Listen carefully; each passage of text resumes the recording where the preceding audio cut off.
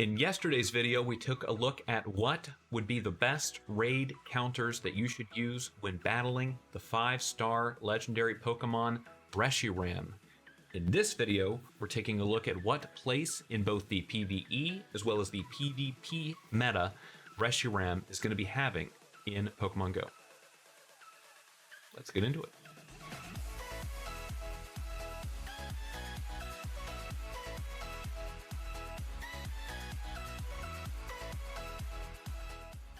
Welcome back to the channel, trainers. My name is Oro Chris. I am your catching coach. And in terms of meta analysis, there are really two aspects of a Pokemon's potential that we need to evaluate. One is its what we'll call PvE standing. And what that stands for in gaming nomenclature is player versus enemy. When you as the player are battling the game itself, how does the Pokemon fare? And in the context of Pokemon Go, we're going to be talking about things like its raiding capacity as a raid attacker, as well as a gym defender and a gym attacker. That's what PvE is. When we say PvP, that's player versus player. That's Go Battle League, that's Sylph Arena, that's trainer battles. So this video, we're looking at two aspects of Reshiram's potential in Pokemon Go. How does it do in the PvE context, and how does it do in the PvP context? To analyze PvE, rating, and overall DPS in terms of gym attacking, we're going to be heading over to gamepress.gg to take a look at their comprehensive DPS and TDO spreadsheet. Now, in terms of Reshiram's place in the Pokemon Go meta, in terms of PvE content, this is going to be raids and in the gym attacking scene.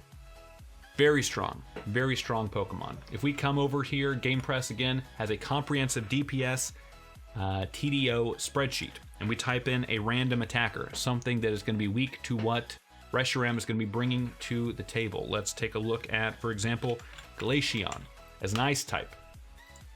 Glaceon, an ice. If we look at the best version of each of these respective Pokemon organized by DPS, we can see we've got a bunch of shadow Pokemon, and then we've got that, as we said, Smackdown Rock Slide Rampardos. Whenever rock is super effective, it's virtually always, aside from the shadow buffed Pokemon, virtually always going to be the top in DPS.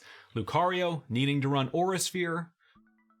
That exclusive up to this point move, potentially Squirtle and Blastoise rather, might be getting that for Community Day here in a couple of months. But then the next highest DPS attacker, Reshiram, with Fire Fang and Overheat. So as we can see, a super strong, hard-hitting attacker. And if we organize by DPS to the third times TDO, so bringing in also the bulkiness of the Pokemon, not just DPS, because you could have a super glass cannon like Deoxys attack form, but if it can't hang around long enough to get off more than one or two charge moves, what value is that? Here, organized by DPS times TDO to the third, we can see that Reshiram still on page number 1. We've got Shadows, Metagross, a little bit bulkier, potentially because it's going to be, as a Glaceon, going to be hitting it for not very effective damage, whereas Reshiram going to be taking neutral damage. Volcarona, not released. Heatran, also a very bulky option, doubly resisting, so also why it's up here on the list, doubly resisting the ice type attacks. But the first neutral hit from a non-shadow Pokemon, we've got Reshiram. So as we can see, as a fire type attacker, super strong addition to the PvE meta. So as far as a fire type attacker in PvE, a very strong option. Reshiram going to be one of the top picks for fire type damage. As far as dragon type damage, sadly, because only having access to Dragon Breath and Draco Meteor, both super inferior in comparison to Dragon Tail as a fast move respectively, with regard to comparing it to Dragon Breath, and the same thing with Draco Meteor, a much worse alternative in comparison to Outrage. This was part of the reason that initially Dragonite was still the preferred Pokemon when Salamence was originally released. Now that it has access as a Community Day move to Outrage, that definitely shored up that matchup. Same thing with regard to Latios, only having access to Dragon Breath and Dragon Claw, just cannot compete DPS-wise with Pokemon like Dragonite and Rayquaza that have access to Dragon Tail and Outrage. To be a Dragon type attacker, you really need to have both of those moves in the move pool. Potentially a Community Day might turn some of this around. I don't know the signature moves that these Pokemon have. There's a move shakeup down the road.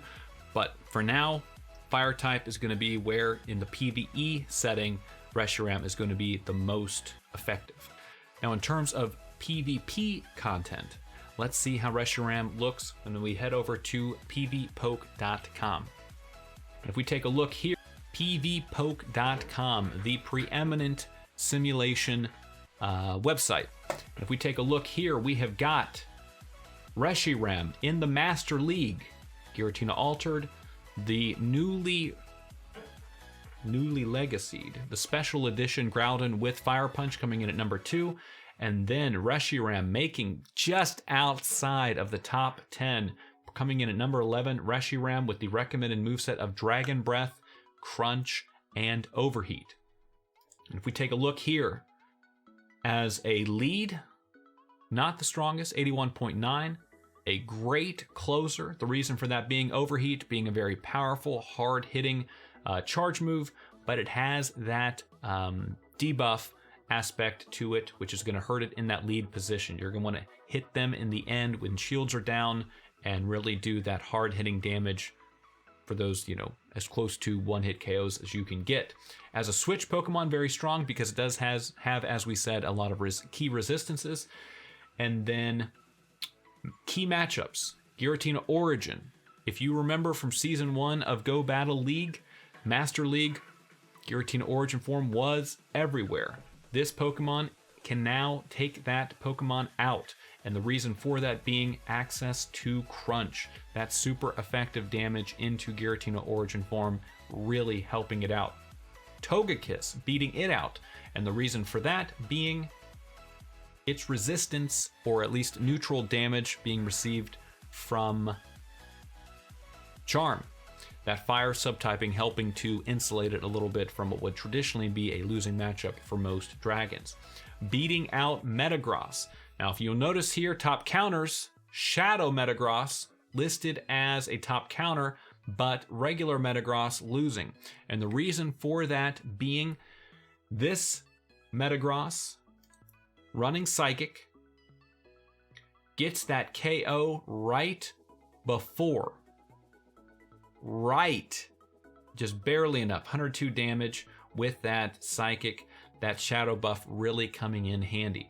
But as we can see here, on the cusp of a Crunch, if you go into options and you add one extra Dragon Breath of energy, having been attained by our good friend here, Reshiram, and you hit battle again, you will see now that that matchup has completely flipped, getting to that Crunch just in time before this Pokemon, the Shadow Metagross, is getting that Psychic off. That would have been the knockout to the Reshiram. So a very close matchup, but interesting to see that Metagross being recommended in this as a key matchup, as a win for Reshiram, and then Shadow Metagross being recommended as a counter, but we can see how close that is. In terms of top counters, though, in the Master League, going to be losing hard to Groudon. Expect to see a lot of folks expending their elite charge TMs on their already maxed out for PvE content Groudon. Add that second move and get Fire Punch. That addition has really helped Groudon to elevate in the Master League. A Pokemon I'm really excited about as Cavalier, another top counter. The reason being that buff to Drill Run. Drill Run in Season 2 getting that buff, a little bit lower energy to fire off, but now able to get those knockouts because Drill Run, being a ground type attack, going to be hitting Reshiram for super effective damage. Another key matchup here, Snorlax. And here, winning against Snorlax, even though Snorlax traditionally has been running, a lot of folks running Lick, Body Slam, and Earthquake. So that is definitely an interesting win there. But again, top counters for Excadrill. Now this Pokemon, as we can see, ranked 11 in Master League. Super strong. Going to have a great showing in the Master League meta. But we head over to the Ultra League. We find our good friend Reshiram. Rank 61, so not nearly as highly ranked in the Ultra League. However, don't let that 61 fool you. If we go all the way down to the 60s, we can see Pokemon like Shiftry. Super strong, super well situated in the Ultra League meta because it has, as a dark type, access to Snarl and Foul Play, can be hitting the Giratinas for super effective.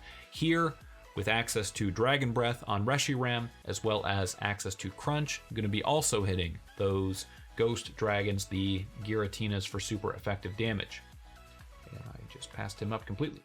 So if we look at Reshiram, again, the recommended movesets being Dragon Breath, Crunch, and Overheat.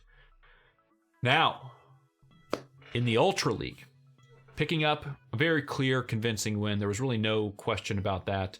Venusaur does have access to Sludge Bomb, so going to be able to hit for some strong neutral damage against a Dragon Fire Pokemon like Reshiram, but those Grass type attacks going to be doubly resisted by the Fire typing and the Dragon typing. Just not going to be able to hold up. But Venusaur, again, uber present in the Ultra League. Convincing win there, beating out Registeel. And again, even with the resisted Dragon Breath damage, having access to that Overheat just going to be a huge benefit to this Pokemon, as well as the fact that Flash Cannon going to be resisted by Reshiram as a Fire type. So Registeel, to get a neutral hit in, going to have to power up or charge up all the way to Focus Blast, which is going to make that matchup all the more difficult to pull off. Snorlax winning here, beating out Charizard, and the benefit here being doubly resistant as a Fire Dragon type, going to be resisting for each of those types, resisting Fire type attacks. So now going to have access to a nice Charizard counter with access to Overheat, going to be able to potentially fill that Fire type attacking role on your team in the Ultra League. And a very close win against Lapras. Again, Dragon Breath. Reshiram as a Dragon type going to be weak to Ice types, but the Fire typing going to be resisting Ice, so that ends up being a neutral matchup. Same thing with the Water, as we said. So therefore, this is more or less just about who's outpacing the other in terms of that final knockout with regard to the charge move. And again, top counters, Fairies, not much to be shocked about there. And part of that being in the Master League, a Pokemon with legendary level stats, like a 4038 CP Pokemon like Reshiram, it can overcome some of those what would otherwise be losing matchups. In a CP restricted league like the Ultra League, however, Reshiram can't make use of those huge base stats and therefore is hindered in the Ultra League, going to be turning those what would otherwise be wins in the Master League against some of those Fairies into losses here against Granbull and Clefable. Now, I know what you're asking. What about Reshiram against Giratina in the Ultra League? As we know, Giratina Altered Form, the uber pinnacle of meta-defining Pokemon in the Ultra League. Against Giratina, running Shadow Claw, Dragon Claw, and Shadow Sneak, that being the preferred moveset. A couple of months ago, when the nerf to Ancient Power came out, Ancient Power fell out of favor, and now Shadow Sneak is the preferred move. And again, Reshiram running Dragon Breath, Crunch, and Overheat. If we come down and we hit Battle, we can see in the one shield scenario, line that up there, that Giratina does come out with the win, getting 30 energy left over at the end of that matchup. But Reshiram, 45 energy to get to a Crunch, faints with 42 energy in the tank. So let's consider what happens if we add one Dragon Breath of lead. You're in a bad matchup, you swap out into Reshiram as your safe switch, and the Giratina comes in with one Dragon Breath behind in that matchup. Let's hit Battle and see what happens. And as we can see here, that one Dragon Breath of energy lead is enough to flip that matchup. We have got that Crunch coming through, knocking out Giratina Altered Form. So Reshiram surviving with barely with 6 HP left. Now, It's not all good. It's not all the best news. It does require the 1 Dragon Breath to get that win. But if the Giratina user is willing to go 2 shields, can flip that matchup back even with the 1 Dragon Breath lead. We can see here in the 2 shield, Giratina coming out with 17 HP left over and a half of a Dragon Claw charged up. So what about Giratina Origin Form? Another super common, super prevalent Pokemon in the Ultra League, but certainly not as prevalent as Ultra Form. Here, Giratina Origin Form, running Shadow Claw, Shadow Ball, Ominous Wind. Let's see how our friend comes out. So as we can see, coming out on top, we have Giratina Origin Form with 14 HP left over, knocking out with the Shadow Ball. But in order to get that win, he had to get a successful shield bait with Ominous Wind. So a bait-dependent win, but a win nonetheless for Giratina Origin Form. Without landing that bait, let's switch and not bait lower energy moves. Let's see how that goes. Here, a hugely swung, convincing win at the end of this matchup, missing by the narrowest of margins in terms of energy to get to that Shadow Ball that they needed, but coming out with almost a crunch charged and 53 HP left over based on these IVs. So as we can see, a very strong Pokemon is coming in to Pokemon Go, both in PvE content in terms of especially as a fire type attacker, but also potentially as a nice bulky option as a dragon type. But in terms of PvP, getting key wins in the Master League, finishing with a rank of 11, that is just going to be an amazing addition to the what's up to this point been a very sadly stale meta in the Master League, but also potentially viable in the Ultra League. That doesn't often happen. Pokemon like Giratina can do it, but I mean, who used Dialga in the Ultra League? But Reshiram, a potential option as an addition in the Ultra League, very exciting. But I hope you enjoyed the video. Again, my name is Oro Chris. If you're interested in Pokemon Go, competitive PvP, and basically anything Pokemon related, be sure to consider subscribing. And as always, happy catching.